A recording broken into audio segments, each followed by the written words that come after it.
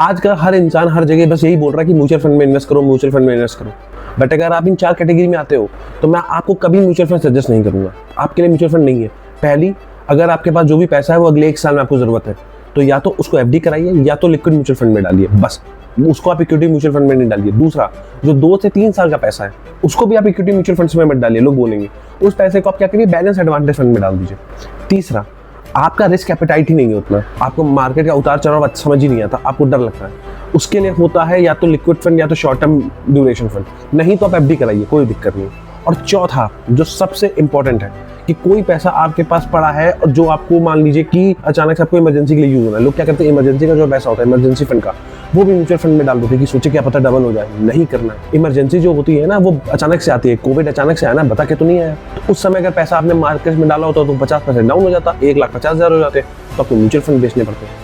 तो अगर चौथी सिनेरियो में अपना कभी भी इमरजेंसी फंड हो उसको भी म्यूचुअल फंड में मत डालिए। ये 4 कैटेगरी में अगर आप फॉलो करते हैं तो इन चीज़ों को ध्यान रखिए, और नहीं करते हैं तो मुझसे कनेक्ट करिए। मैं आपको बताऊंगा कि कहाँ पे कैसे अच्छे से आपकी फाइनेंशियल प्लानिंग हो सकती है।